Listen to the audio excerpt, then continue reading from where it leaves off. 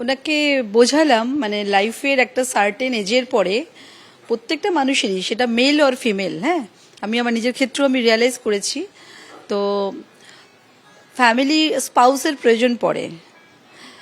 Emotional vacuum তো একটা থেকেই যান, যারা খুব সিনসিয়ার রেসপন্সিবল হন এবং একজন বোল্ড পার্সন যে রাজনীতিতে নিজেকে সমর্পণ করে দিয়েছেন। অনেক রকম অবস্টাকল আসে, হ্যাঁ, সেগুলো ফেস করতে হয়। তখন যদি ঘরে কনসোল করার কেউ থাকে, একটা ইমোশনাল সাপোর্ট পাওয়া যায় না, অনেকটা মেন্টাল হিলিং হয়। আর সেটাই ওনাকে বোঝালাম। অ্যাপ্রোচ কি আপনার ছিল? হ্যাঁ হ্যাঁ, আমারই ছিল। হ্যাঁ, প্রতীক্ষিত একটি দিন আজকের দিনটি, আপনার কিরকম অনুভূতি আছে? আমি খুব প্রাউড ফিল করছি যে উনি আমার প্রস্তাবে রাজি হয়েছেন এবং ফাইনালি আমার একটা ডিজাইনার্স তো ছিল বহু বছরের, 17 বছরের একটা প্রতীক্ষা ছিল, কিন্তু আমি মনের মতন মানুষ এটা ডিসাইড করে নিয়েছিলাম যে আমি সেরকম মানুষ হলে করবো, না হলে আমি করব না। তো প্রিন্সিপালি উনি ভীষণ স্ট্রং, খুব সাহসের সাথে আমি প্রস্তাবটা রেখেছিলাম।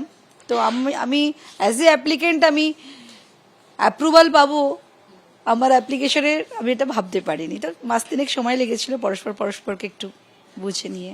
দিলীপদা মানেই রাজ্যবাসীর কাছে একটা ধারণা, দিলীপদা মানে হচ্ছে রকচটা মেজাজি দাপুটে একটা লোক। আপনার কাছে দিলীপদা ঠিক কিরকম? আমার কাছেও ঠিক তাই, এরমই তো প্রয়োজন। ওনার মতন কোয়ালিটিস সারা ভারতবর্ষের আমাদের এতগুলো স্টেটসের মধ্যে খুব কম স্টেটে ওনার মতন মানুষ পাওয়া যায়। মানুষ সবসময় অবস্টাকেল ক্রিয়েট করার চেষ্টা করে, তো তো এই আর কি, ভাগ্য সবসময়। তো ওই জন্য মনে হয়েছিল ব্যাপারটাকে যতটা শান্তিপূর্ণভাবে মিটিয়ে নেওয়া যায়, মানে পরিবারের মধ্যে সবকিছুই ক্লোজ। হ্যাঁ, বিয়ের শাড়িটা কি দিলীপদা পছন্দ করে দিয়েছে?